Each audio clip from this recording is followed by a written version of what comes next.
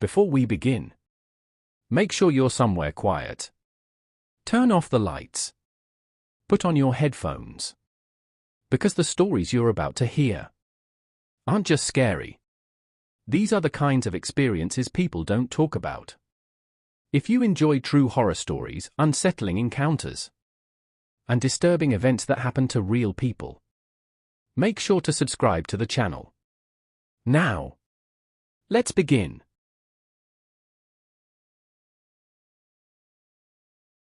People think mansions are glamorous. Huge halls, marble floors, chandeliers that look like they belong in museums. But when you're alone in one at night, they feel less like homes and more like places meant to swallow you. This happened when I was 22. I had just dropped out of college and was desperate for money. I was scrolling through local listings when I found an odd job posting. Overnight caretaker needed. Private estate. Easy work. High pay. No company name. No address. Just a phone number. That should have been my first warning. The man who answered sounded calm. Polite. Too polite. He told me the mansion belonged to his family, but no one currently lived there. My job was simple: stay overnight, make sure no one broke in, and call him if anything went wrong. When I asked why they needed someone if no one lived there, he paused, just a second too long. People get curious about empty places, he said. Especially this one. The mansion sat at the end of a private road, surrounded by iron gates and dead trees. The driveway alone was long enough to feel isolating, like I was being pulled away from the real world. When I pulled up, my headlights illuminated the front of the house. It was massive. 3 stories tall. Tall windows like dark eyes staring back at me. And every single window was unlit. The man met me outside, handed me the keys, and gave me strict instructions. Do not go into the west wing. And do not enter the basement.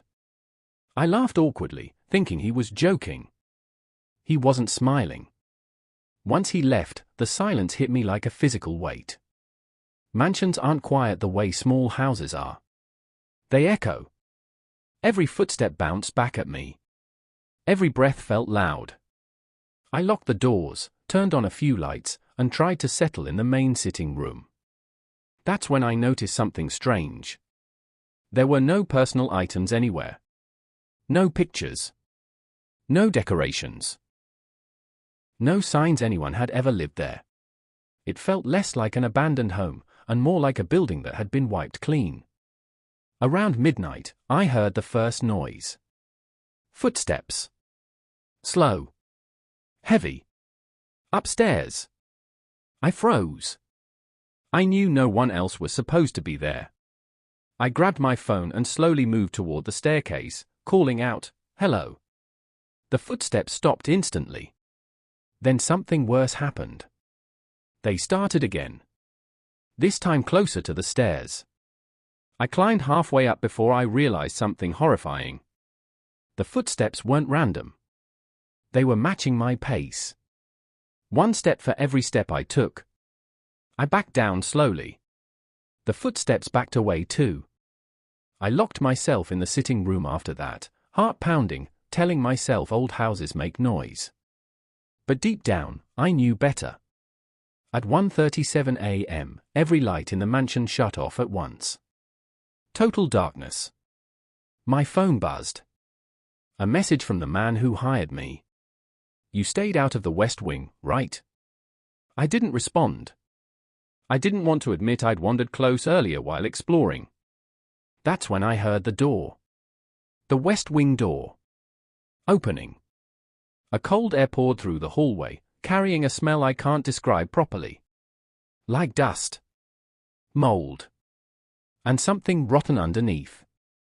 Then came whispering. Not voices. Not words. Just breathy sounds, like someone speaking directly into my ear from across the house. I ran. Straight toward the front door. It wouldn't open. The handle turned, but the door didn't budge. Behind me, the whispering got louder. Closer. And then I heard footsteps again. This time, running. I hid in a side room and locked the door, crouching behind a couch, barely breathing. Through the crack beneath the door, I saw shadows passing back and forth.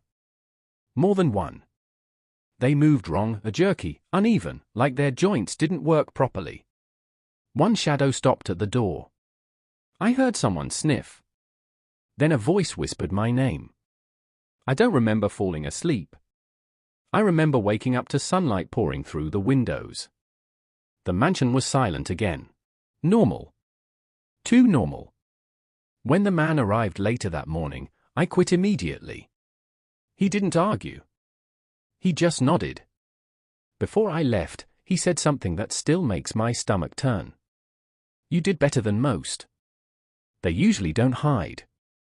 I found out later that the mansion had been owned by a family who vanished decades ago. No bodies.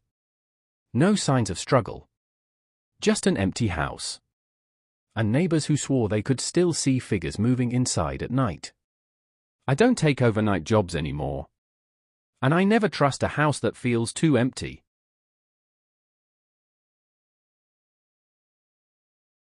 The job paid too well for how little it asked. That's what everyone told me when I mentioned it. A private estate outside the city. Historic mansion. Short-term live-in caretaker while the property was being evaluated for sale. All I had to do was stay there for 2 weeks. There was only one rule. If you hear knocking inside the house, don't answer it.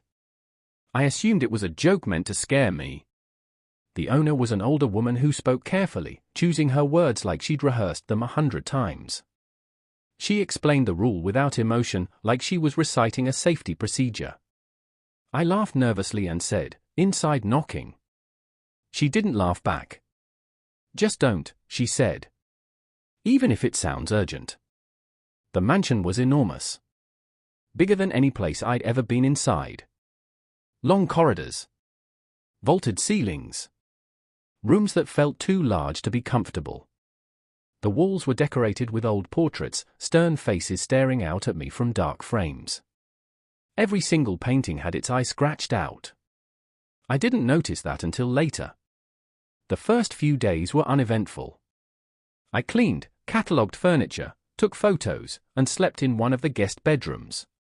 The mansion creaked constantly, but I chalked it up to age. On the 4th night, I heard the knocking. It came from the wall behind my bed. 3 slow taps. Not loud. Not aggressive. Just enough to make my heart stop. I remembered the rule immediately. I stayed silent. After a moment, the knocking moved. Not away. Sideways. It traveled through the walls. Tap. Tap. Tap. Room to room. Like something pacing the inside of the mansion from within the walls. The next morning, I convinced myself it had been pipes. Until I found the note. It was on the kitchen counter, written in shaky handwriting. "Thank you for not opening the door." I checked every entrance. Every window. Nothing was disturbed. No footprints. No broken locks. I called the owner. She was quiet for a long time when I told her about the knocking. "Did it sound like someone you knew?" she asked. I told her no. She sighed in relief. The knocking returned every night after that. Sometimes from the walls. Sometimes from the ceiling. Once, from beneath the floor. Always 3 taps. Always slow. Always patient. And it always stopped when I stayed still. On the 9th night, something changed. The knocking came from the hallway outside my bedroom. I could hear it clearly. Knock. Knock. Knock. Against wood. Against a door. My door. Then I heard breathing. Not heavy. Not frantic. Just calm, steady breaths on the other side. A voice spoke. Soft. Familiar. It sounded like my sister. Please, it whispered. I can't get out. My entire body locked up. My sister lived 3 states away. I hadn't told anyone where I was working. The handle turned slightly. I backed away until my spine hit the wall. Then came the final knock. Harder than the others. The next morning, I found scratches on the outside of my door. Deep ones. Like fingernails dragged slowly downward. I confronted the owner when she came to inspect the property. She finally told me the truth. Decades ago, a previous caretaker had lived in the mansion alone. He began hearing knocking and responding to it. He would open doors that no one stood behind. Until one night, he opened a door that shouldn't have existed. They never found him. After that, the knocking learned how to sound human. I quit that day. As I packed my things, I noticed something I'd somehow missed before. Behind one of the portraits was a narrow door, blended into the wall perfectly. On it were 3 deep grooves. From the inside. I still hear knocking sometimes. Always 3 taps. Always when I'm alone. And I never answer.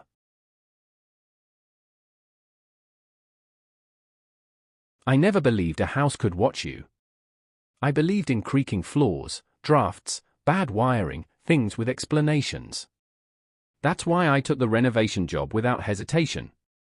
The mansion had been abandoned for nearly 20 years. No electricity. No running water. Just me, my tools, and daylight. The realtor told me one thing before handing over the keys. There's a room on the 3rd floor we don't use, she said. It's not locked. It just doesn't stay occupied. I laughed, assuming it was a joke meant to lighten the mood. She didn't laugh back. The mansion felt wrong the moment I stepped inside. Not cold. Not haunted. Just aware. Sound didn't travel normally. Footsteps felt swallowed. Even my breathing seemed too loud, like the house was listening for it. Every door was unlocked. Every single one. Except one. The room was at the far end of the 3rd floor hallway. No lock. No handle. Just a door that stayed closed. I ignored it for 3 days. On the 4th day, I noticed something strange. No matter where I worked, I always felt facing away from the door. Even when my back was turned, I could feel the space behind me changing, as if something had leaned forward to observe. That night, I heard movement upstairs. Slow footsteps. Not walking. Dragging. I told myself animals could get inside old houses. Until I heard the breathing. It wasn't heavy or panicked. It was controlled. Measured. Like someone trying not to be noticed. The sound stopped directly outside my bedroom. Then came a whisper. I won't come in, it said. I just want to be seen. I didn't sleep. The next morning, I went upstairs. The 3rd floor door was open. The room was empty. No furniture. No dust. No signs of use. Except for one thing. The walls were covered in faint outlines, shadows where furniture used to be. A bed. A chair. A mirror. And dozens of handprints pressed into the walls. All facing outward. I called the realtor. She finally told me the truth. The mansion had once belonged to a wealthy family who locked one of their sons in that room. He wasn't violent. He wasn't dangerous. He was wrong. When he died, they sealed the room and abandoned the house. But the room never stayed sealed. Because it wasn't holding him. It was holding everyone who noticed him. That night, the footsteps returned. This time, they didn't stop outside my door. They circled the bed. I felt the mattress sink slightly. Then came the breathing, right next to my ear. I don't need to touch you, the voice said. You already made room for me. I woke up on the 3rd floor. In the room. The door was open. The hallway empty. The house silent. I left that day. But sometimes, when I'm alone, I notice something terrifying. My reflection doesn't always copy me. Sometimes it looks relieved. Like it finally got out.